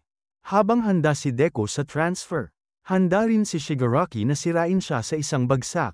Kaya ginamit ni Deku ang smoke screen. Pero nag-aalala si En, kasi kahit may usok, kaya pa rin siyang matrak ni Shigaraki. Habang nag-iisip si Shigaraki, sabi niya, kapag ginamit ni Deku ang quirk niya, tiyak na lalapit yan para protektahan ang iba. Pero biglang, itinataas ni Deku sa ere ang lupa gamit ang Black Whip. Nagulat si Shigaraki, hindi niya inasahang na setup na pala ni Deku ang move na to noon pa. Sabi ni Bruce, simula pa lang, nilagay na ni Deku ang Black Whip sa ilalim ng lupa. Para magamit niya to kapag kailangan. Grabe, pati si Shigaraki, na-amaze sa plano niya. Biglang may kumikinang sa likod ni Shigaraki, sinubukan niya itong hawakan, pero tela lang pala. Na-realize ni En, yan yung parehong trick na ginamit natin laban kay Lady Nagant. Yung liwanag pala ay dugo ni Deku. Habang nalilito si Shigaraki kung nasaan siya, biglang lumitaw si Deku sa harapan niya. Dala ang One for All sa noo. Matagal ng plano ni Deku to. Ang gamitin ng dugo niya bilang pang-distract. Habang nalilinlang si Shigaraki, nakakalapit siya nang hindi napapansin. Sa tulong ng smoke screen, nagawa niyang makalapit at ibigay ang isang malakas na suntok. Pagkatapos noon, pumasok na si Fajin sa loob ni Shigaraki, siguradong gagawin niya ang trabaho bago siya tuluyang mawala. Makikita natin ang wide view ng labanan. At may aninong lumalapit, sina Dobby at Toga. Habang nangyayari ito, naaalala ni Deku lahat ng motivation at inspirasyon na nakuha niya mula sa mga kaibigan at hero sa paligid niya. Sa loob ng Soul World, nakikita ng One for All na ang mga alaala ni Deku ay sumasanib na sa laban. Sabi ni En, huwag kang huminto, Deku. Kaya mo to. Kahit nadidistract siya, patuloy siyang lumalaban. Naiintindihan ng One for All na, dahil sa koneksyon ng magkapatid. Si All for One at ang essence sa loob ni Shigaraki, nasa critical point na si Deku. Habang sinusubukan ni Shigaraki na pigilan ang lahat, ang mga successors naman ay handang-handa ng makialam. Sabay-sabay silang pumasok, para sa final punch kung saan ililipat ang One for All. Sinubukan ni Shigaraki na depensahan ang sarili, pero si Midoriya, dala ng galit at determinasyon, ay naglabas ng isang napakalakas na suntok. Tumama ito sa core opening ni Shigaraki, pero napansin ni Deku na narepel ang transfer. Gayunpaman, nakikita pa rin nilang nasasaktan si Shigaraki. Sabi ni Bruce, ang lakas ng willpower niya, kaya niyang tanggihan ang transfer. Pero kahit papaano, naipasa natin sina Fajin at Smoke Screen. Kaya naisip ni Deku, hindi pa tapos to, hindi ako susuko. Habang tumatagal, unti-unti niyang nakikita ang mga alaala ni Shigaraki noong bata pa siya. Ibig sabihin, lumalapit na siya sa mismong kaluluwa ni Shigaraki. Hindi na sayang ang effort ni Deku, at ngayon, handa siyang lumaban hanggang sa huling hininga. Pagkatapos nun, ipinakita sa atin ang isang transmission galing sa satellite camera. Dito, makikita sina Hatsume at Lab Brava na nag-uusap kung paano nila matutulungan si Deku kahit napakalayo nila. Kasunod nito, ipinakita na ang UA School ay nakalapag na sa lupa, o mas tamang sabihin, sa ibabaw ng dagat. Dumating din ang Shark Hero, na agad nagbigay ng suporta habang sina Tebita at Simantos ay nagtutulungan kasama ng ibang heroes para ligtas na mailabas ang mga taong nasa loob ng gusali. Pagkatapos nun, bumalik ang eksena sa 6 High School Evacuation Zone, kung saan ang lahat ay nakatutok sa malaking screen na nagpapakita ng live broadcast ng laban ni Shigaraki laban kay Deku. Dito rin nakita si Eri, na agad tumakbo palayo matapos mapanood ang labang yun. Umiiyak siyang nagsabi, kailangan kong tulungan si Deco. Pero sinabi ni Ectoplasm na imposible yun, Eri, 100 kilometro ang layo mo sa kanya, sabi niya. Sinubukan niyang pigilan si Eri dahil sa laki ng pinsala sa lugar, pati na rin sa laki ng laban na naganap. Wala rin masyadong lakas si Eri para gamitin muli ang rewind ability niya. Kaya sinabi ni Ectoplasm, kahit makarating ka man doon, wala kang magagawa. Ngunit sa huli, sabi niya, ang magagawa lang natin ngayon ay magtiwala kay Deco. Habang umiiyak si Eri, lumapit sa kanya si Kota at sinabi, umiiyak din ako, pero naniniwala rin ako kay Deco. Alam nating lahat kung gaano siya kasipag. Lahat sila ay nanunood kay Deco nang may malaking pag-asa at tiwala habang patuloy siyang lumalaban kay Shigaraki. Makikita rin ang mga kaklase ni Deco, sugatan man sila, pero ramdam ang matinding tiwala nila sa kanya. Alam na nila ngayon, si Deco ay naging napakalakas na. Pagkatapos nito, lumipat ang eksena sa Gonja Mountain Valley. Dito, sakay ng helicopter, dinadala si Uravity, o Choco Uraraka, para sa agarang medical attention dahil sa matinding pinsala. Makikita rin si Hawks, sugatan pero buhay. Sunod ay ipinakita si Lady Nagant, na kinakausap ang kanyang ibon at sinasabi kung paano siya natutong magtiwala kay Deco, isang patunay na kahit siya, naniniwala na rin sa bayani. Maya-maya, bumalik ang eksena sa laban. Si Shigaraki ay nagsisimulang maalala muli ang kanyang mga alaala, habang si Deco ay patuloy na naghahanda sa isang matinding suntok. Sunod-sunod siyang bumabanat ng mga power punches, at ang mga successors ng One for All ay tumutulong mula sa loob. Umaatake sa mga bukas na parte ng kalaban. Ngunit tila si Nana Shimura lang ang hindi nakapasok sa loob ni Shigaraki. Doon niya na-realize hindi siya makapasok dahil matindi ang galit ni Shigaraki sa kanya. Sa kasunod na suntok, biglang bumalik si Deco sa suot niyang UA school uniform, at napunta siya sa isang kakaibang lugar, sa bahay ni Shimura. Harap-harapan niyang nakita ang isang anino ng sarili niya, nasa isang heroic form, na nagsabi, kahit balikan mo pa ang nakaraan, wala ka ring mababago. Napagtanto ni Deco na yon ang paraan ni Shigaraki ng pakikipag-usap sa kanya, ginagamit ang anyong yon. Sagot naman ni Deco, oo, baka hindi ko alam ang lahat, pero hindi ako susuko hanggat hindi ko nauunawaan ito. Biglang may truck na muntik nang bumangga sa kanya, pero nakailag siya sa huling sandali. Doon, lumabas si Nana Shimura at ipinaliwanag. Nasa loob na tayo ng pinakalalim ng isip ni Shigaraki, ang kanyang deep consciousness. Ibig sabihin, inabsorb ka na rin niya bilang isang successor. Kaya pareho na tayong nasa loob niya. Tanging si Nana lang ang natirang nasa labas. Ngunit ngumiti si Deco at sabi, ayos lang yun. Basta nasa tabi kita, sapat na para sa akin. Ipinaliwanag ni Nana na ang core ni Shigaraki, na nasa harap nila, ay napakahina at sensitibong parte ng kanyang pagkatao, kaya doon siya dapat umatake. Kailangan mong maabot ang kanyang pinagmulan at tamaan siya roon, sabi ni Nana. Tumakbo si Deco papunta roon, pero biglang dumating si Stain, at inatake siya. Kasabay nito, dumating din ang ibang nilalang na pumipigil sa kanya. Sa wakas, narating ni Deco ang isang malaking gate, binuksan niya ito, at sa loob ay may malaking larawan ni Nana Shimura kasama ang isang batang si Shigaraki. Lumapit ang isang batang babae, ang kapatid ni Shigaraki, at sabi niya, yung babaeng yan sa larawan. Siya ang lola namin. Sabay dagdag pa niya, Tara, maglaro tayong magkapatid nang hindi nalalaman ni mama at papa. Habang nagpapatuloy si Deco sa paglalakad, nakita niyang sinampal ang isang bata, at doon niya nakita ang itim na anino ng batang si Shigaraki. Nagsisimula ang episode kung saan natapos yung huli, yung batang nasa Shadow Realm na sinampal si Shigaraki. Sinubukan pumasok ni Deco pero may invisible wall na humaharang sa kanya. Sa loob, nakikita natin yung tatay ni Shigaraki na galit, sinisigawan at pinapagalitan siya. Sinasabi niya na, hindi yan yung lola mo sa picture. Isa yang demonyo na iniwan ng sariling anak. Yung batang lalaki sa picture na nakita natin last episode, tatay ni Shigaraki pala yun. At yung babae ay si Nana Shimura mismo. Tuloy pa ng tatay niya, ang hero na kayang saktan ng sariling pamilya para iligtas ang iba, ganun siya. Ramdam ni Nana yung bigat ng kasalanan niya, hindi niya matakasan. Iniisip niya na kung tinalo niya sana si All for One noon, hindi aabot ang lahat sa ganito.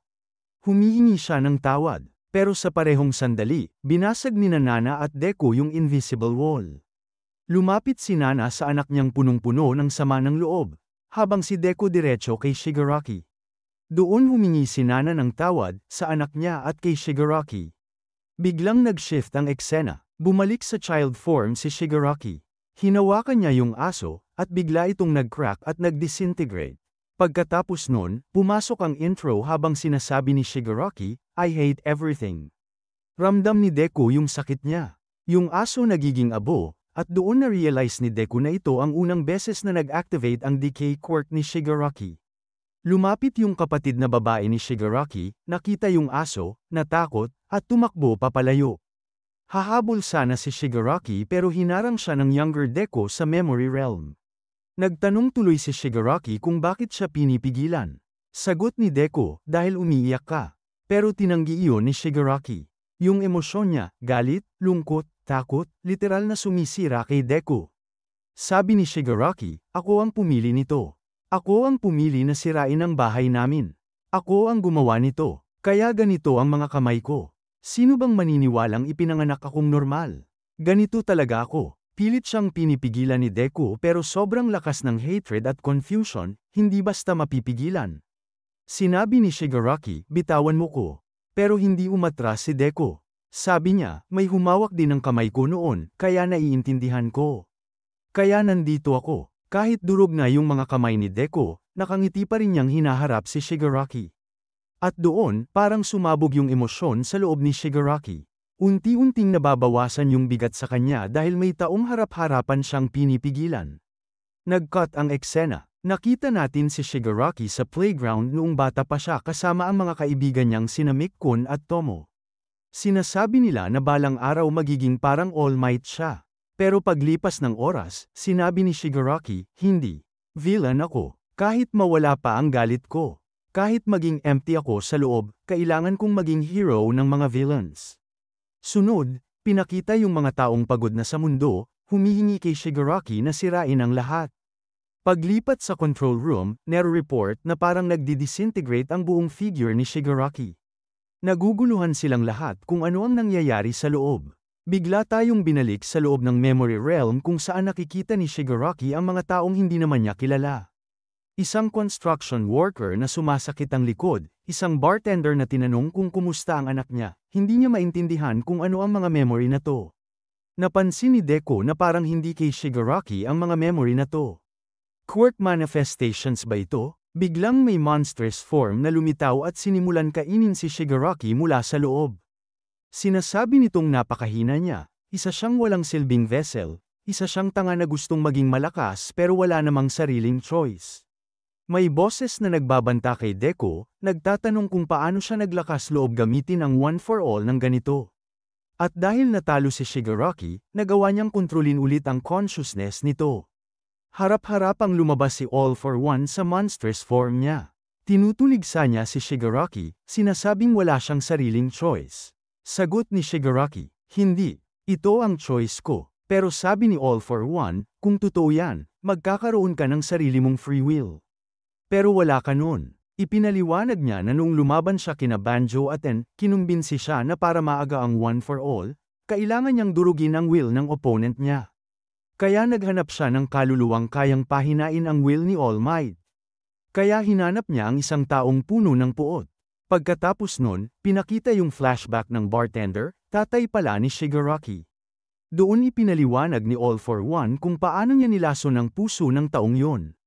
Paano niya tinanggal ang reversibility ng isang quirk ng doktor at itinanim kay Shigaraki. Napatulala si Shigaraki sa revelasyon. Sinabi ni All for One na lahat ng sakit, rejection, validation, lahat ng yan galing sa kanya. Na lahat ng kahihiyan at trahedya ni Shigaraki ay regalo niya. "Lumabas ka na sa katawang yan," sabi niya. Sinabi rin niyang tinanggal na niya si Shigaraki, pati puso niya. Matagal niya na raw itong plinano. Naghihintay lang ng tamang oras. Biglang may sobrang lakas na pagsabog. Isang boses ang nagsabing, "Yoichi, wala na. Natapos na raw ang internal goal niya." At dito nagtatapos sa tanong, patay na ba talaga si Shigaraki? Nasa tabi niya si Deku, nakahandusay at nanginginig sa sobrang sakit.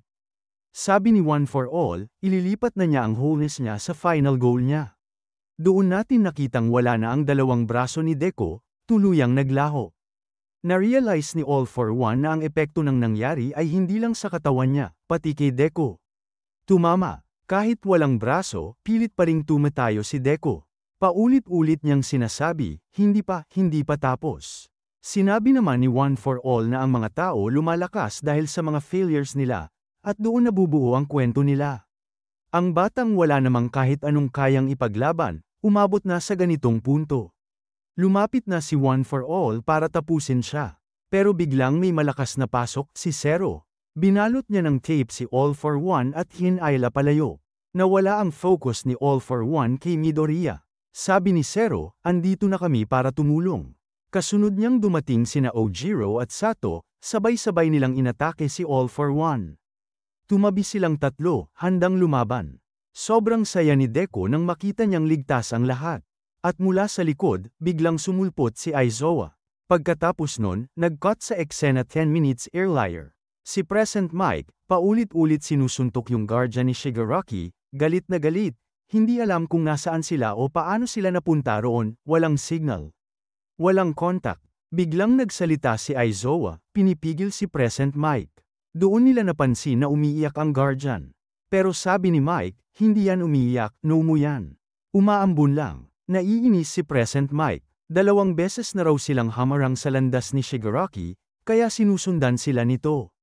Kailangan lang nilang isipin kung paano ito ay activate para makabalik sa front lines.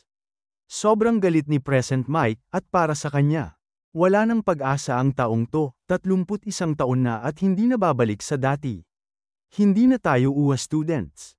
Pero sabi ni Aizawa, noong estudyante pa siya, doon namatay yung bata sa loob niya. Kasalanan natin kung bakit siya napunta rito. Kahit anong halo mo ng puti sa itim, hindi mo yan mapuputing buo. Dagdag niya pa, mga teacher kami. Tungkulin naming protektahan ang students ng UA, kahit ilang taon pa. At biglang nag-open si Tartarus system. Bumalik ang signal. Nakakontak na si Eraserhead sa control room.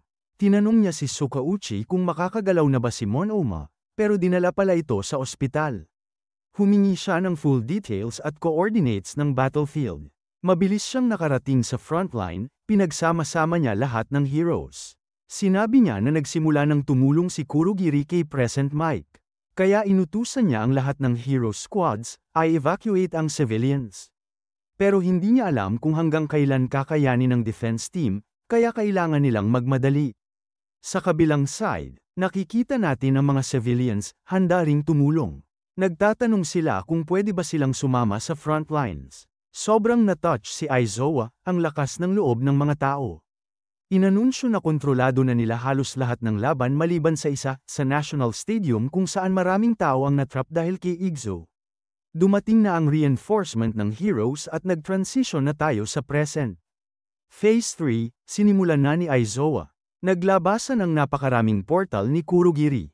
Sabi ni All for One, pumunta kayo dito para talunin ako. Lumapit si Aizawa kay Midoriya, magpahinga ka. Wala kang braso. Hindi alam ni Deku na wala na pala siyang kamay. Nag-cut ulit ang eksena, ilang minuto bago ang present. Dumating si Eri kay Aizawa. Sabi niya, alam kong hindi niyo ako dadalhin sa dangerous places, pero please, dalhin niyo ko kay Deku. Inabot niya ang isang maliit na piraso ng horn niya. Nagulat si Aizawa. Paano mo to nagawa? Sagot ni Eri, tinanggal ko. Kasi natuto na ako. Nag-sorry si Electoplama, sinasabing sobrang bilis matuto ni Eri. Sabi ni Eri, natuto siyang i-control ang powers niya sa mga teacher at alam niyang ganito ang function nito. Please, tulungan niyo si Deku at si Bakugo. Marami na silang naibigay sa akin. Ngayon naman ako ang tutulong. Bumalik tayo sa present. Ginamit ni Eraserhead ang horn ni Eri kay Deku, at unti-unting bumalik ang mga kamay niya. Pero limitado lang ito sa huling 2 to 3 minutes ng damage. At sakto, within that time frame lang nawala ang mga kamay ni Deku, kaya bumalik ang mga ito. Sabi ni Aizawa, hindi kita hahayaang mamatay nang hindi ka man lang nakikita ni Eri. At doon, naluha na si Midoriya. Kahit ako, napa-emotional na. Naglabasan ang lahat ng heroes mula sa mga portal, kahit sugatan, kahit halos hindi makatayo, handa silang lumaban kasama ni Deku. At doon na sobrang naluha si Midoriya. Nagsisimula ang kwento kung saan nagtapos ang last episode. Napagaling na ni Aizawa ang mga kamay ni Midoriya gamit ang rewind quirk ni Eri. Sobrang na-touch si Deku dahil kahit pagod at halos bagsak na ang lahat ng classmates at heroes, handa pa rin silang lumaban kasama niya. Kahit anong hirap at sakit, ang priority ng heroes ay protektahan ang mundo at ang mga tao, at dito natin nakita ang tunay na hero assemble moment. Pagkatapos ng intro, pinakita si All for One. Kitang-kita mong iritado siya sa dami ng nakaharap sa kanya. Sabi niya, noong konektado pa siya kay Shigaraki, dapat naubos na rin siya. Katulad ng pag-crush ng One for All kay Tomura at pati ng spirit nito. Pero biglang narinig niya ang boses ng kapatid niya, si Yoichi, at parang nawala o tinanggap niya na ang pagkawala nito. Sabi pa niya kay Midoriya, ngayon ko na-realize kung paano ka pinatatag ng tragedy. Nawala rin ang kapatid ko, tingnan natin kung gaano na ako kalakas. Pumasok si Zero at sinabi niyang kahit hindi kasing bigat ng tragedy ni Deku ang pinagdaanan niya, hindi siya pwedeng sumuko sa bukas habang may laban pa sa ngayon. Biglang nagbukas ang dalawang portal sa likod ni All for One at dumating sina Endeavor at Todoroki, diretsyong nag-fire blast sa kanya. Tapos bumalik tayo sa 5 minutes earlier. Sabi ng panganay ni Endeavor, Dad, kung meron ka pang natitirang lakas, umalis ka na. Hindi natin alam kung anong lagay ni na Mom at Fuyumi. Sumagot si Todoroki, marami pa ring lumalaban.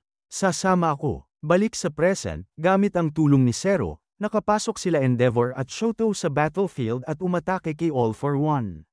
Dumating din si Present Mike. Pero si All for One, kampante pa rin. Sabi niya, ang dami niyong sugatan, pero wala kayong laban sa akin. Sunod-sunod ang atake ng heroes. Ang dami nila kaya kung iisa-isahin ko magiging 2-hour episode tayo. Nag-transform na rin si All for One sa isang malaking monster form na may napakaraming tentacles. Isang tentacle pa lang, kailangan ng 12 heroes para pigilan. Pero hindi pa rin sumusuko ang mga heroes. Walang iwanan, sabi nila. Lipat tayo kay Midoriya. Gusto na niyang tumakbo para lumaban, pero bagsak ang katawan niya.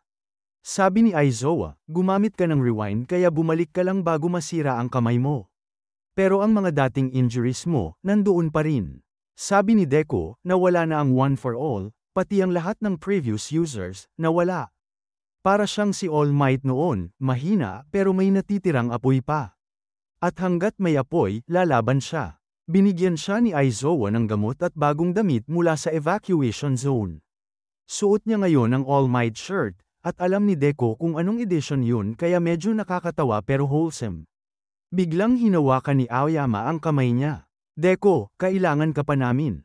Lahat kami, lumalaban para sa'yo. Sa evacuation zone, pinapanood ng lahat ang labanan sa mga screen at online, at lahat nagbibigay ng suporta kay Deku. Itinapon ni Aoyama si Deku forward, pero tinamaan siya ng attack ni All for One. Sinagot niya ng laser blast pero hindi sapat. Sabi ni Aizawa sa portal user, buksan mo ang portal para kay Midoriya. Lalong nagalit si All for One. Kahit gaano pa kayo karami, hindi niyo ako matatalo. Tinire niya si Midoriya pero hinarang yun ng invisible wall ni Hagakure. Tumakbo si Deku papunta kay Shigaraki. Sa tabi niya, gumawa si Momo ng electrified cannon, si Kaminari ang nag-charge, at pinakawalan nila ang missile-type attack, pero walang epekto. Maraming atake ang lumilipad papunta kay Deku pero hinarang ito ng heroes. Deku, tipirin mo ang lakas mo. Kailangan mong makarating kay Shigaraki. Hinayla siya ni Suyo gamit ang dila nito, kasama si Shoji, at sabay siyang inihagis papunta sa direksyon ni Shigaraki. Hinarang ng iba pang heroes ang mga attack na dapat tatama sa kanya. At sa huling segundo, sumugod si Present Mike at binato ang malakas niyang attack diretso kay Shigaraki. Habang nililinis ng mga heroes ang daraanan, pilit nilang ginagawa ng diretso at malinis na path para kay Midoriya. Kailangan niyang makarating kay Shigaraki nang walang kahit anong sagabal. Lahat ng heroes, kahit sugatan na, ginagawa ang lahat para maitulak si Midoriya papunta kay Shigaraki. Samantala, ramdam na ramdam ni Shigaraki kung gaano kainosente at maliit tingnan ang mga hero na ito, pero ayaw talaga nilang sumuko. Mabagal na ang galaw nila, halos bagsak na ang katawan, pero sa mga mata nila, puno pa rin ng pag-asa. Naiinis si Shigaraki dahil para sa kanya. Si Midoriya ay isang loser, pero bakit ganito kalaki ang tiwala nila sa kanya? Habang tuloy-tuloy ang tulong ng mga heroes kay Midoriya, pinapakita rin ang reaksyon ni Hawks habang pinapanood ang live feed. Kitang-kita niya kung gaano katindi ang galit ni Shigaraki habang nakikita niyang paulit-ulit tumatayo ang mga heroes para protektahan si Deku. Kahit si Midoriya mismong halos hindi na makatayo, pinipilit niyang itulak ang sarili niya forward. Pero gaano pa ba ito tatagal? Biglang, bago pa makarelease si Shigaraki ng isang malakas na attack, may naramdaman siya. At dito nag-cut ang scene papunta kay All Might. Sabi ni All Might, kailangan nating mag-isip ng paraan kahit ikamatay na natin. Kailangan nating tulungan sila, kahit papaano. Mukhang may pinadala siyang isang bagay para makatulong, dahil kahit konting tulong lang, mamumulot talaga ng malaking epekto sa battlefield. Buo pa rin ang tiwala ni All Might kay Midoriya. At halos lahat ng tao, ganun din, naniniwala silang kaya ni Deku. Dumating si Iida para ibigay ang posibleng last push kay Midoriya. Naalala niya kung paano siya tinulungan ni Deku noon, kaya ngayon siya naman ang tumutulong pabalik. Kahit ang mga heroes na nakahandusay at hindi na makatayo, pinapanood nilang unti-unting sumusulong si Deku. Ramdam nila, kaya niya yan. Maging ang President ng Amerika pinakita, at galit na galit itong nag-utos, ipadala niyo lahat ng heroes papuntang Japan. Hindi ko na iniintindi kung anong mangyayari sa bansa natin now. Samantala, naririnig ni Midoriya ang lahat ng boses, lahat ng panalangin, lahat ng pag-asa ng tao. At dito pumapasok si Deku sa kanyang final flow. Inihanda niya ang kanyang huling atake, ang ultimate punch, at buong bilis siyang sumugod papunta kay Shigaraki. Isang napakalakas na smash ang pinakawalan niya na literal na nagpahinto sa mundo. Sa moment na yun, naramdaman ni All for One, Shigaraki ang isang bagay, paano ko to hindi nakita? Ang mga parte ng katawan niyang nakakalat ay hindi nagre-regenerate. Iyon pala, lahat ng heroes sa iba't ibang side, sinadya siyang abalahin. Sadyang ginulo ang senses niya, para lang magawa ni Izuku Midoriya ang tamang timing at tamang anggulo para sa finishing blow. At nang pumasok ang spirit ni Yoichi at ng mga previous OFA successors sa loob ni Shigaraki dati, hindi lang espiritu ang nasaktan, pati ang tunay niyang katawan. Dito nagsalita si Midoriya, sa loob ng 2 taon, ito lang ba ang napala mo mula sa 8th generation? Ang liit naman yan para sa ginawa niyo. At ang punch na yun ang buhos mula sa 9 na generasyon ng One for All, sa impact, unti-unting nagfa-fade ang katawan ni Shigaraki. Akala ng lahat, tapos na. Panalo na si Midoriya, pero hindi pa pala. Biglang sumigaw si Shigaraki, hindi pa tapos to. Isang gigantic blast ang sumabog. Sa kung anong milagro, nakakapit pa rin siya sa buhay. Sabi niya, walang mananalo dito kundi ako. Ako ang bubuo ng future. At kahit anong mangyari, uulitin ko ang history sa paraang gusto ko. Galit na galit si Midoriya at muling sumugod pabalik kay Shigaraki. Sa gilid, pinakita si Kurogiri. Humingi siya ng sorry kina Aizawa at Present Mic dahil hindi niya nabantayan si Shigaraki noon. Sa wakas, hinarap niya si Tomir at nagsabi, Shigaraki, bumalik ka sa amin. May mga kaibigan ka pang naghihintay. Biglang dumating si Bakugo, sobrang bilis. Gamit ang ramp ni Todoroki bilang momentum. Napakabilis niyang nakarating. Tinulak niya si Kurogiri at binuksan ang daan para totally clear ang path ni Midoriya. At dito nagsabi si Deku, hindi kita mapapatawad, all for one. Pero kahit ganun, sinubukan niya pa ring hanapan ng konting kabutihan si Shigaraki. Hindi ka Demon Lord. Isang sunod-sunod na suntok ang pinakawalan ni Deku hanggang tuluyan niyang pinaghiwa-hiwalay ang katawan ni All for One. Maging ang mga alaala nito, nagfa-fade na rin. Sa loob ng isip niya, nakita ni All for One ang kanyang kapatid. Sabi ni Yoichi, pinanatili akong buhay ni Midoriya sa loob mo, para maabot ng One for All ang mission nito. Nagpupumilit si All for One na hawakan ang kapatid niya, nanginginig at nagmamakaawa, huwag kang mawala, pakita mo sa akin ang mukha mo. Hindi ka pwede mawala, ikaw ay akin. Pero sagot ni Yoichi, ito ang huling mensahe na makakarating sa iyo, at dumarating ito dahil kay Midoriya. Wala nang nagawa si All for One, oras na para bayaran niya ang lahat ng kasalanan niya. Bumalik ang scene sa finishing punch, at tumama yun sa All for One, kay Shigaraki, sa lahat. At narinig natin ang boses ni Shigaraki, akala ko kinain ko na ang master ko, pero dahil sa'yo, hindi ako tuluyang nawala. Naalala niya ang mga taong bahagi ng buhay niya, lalo na si Spinner. At dito, umiyak ang tunay na Tomie Shigaraki.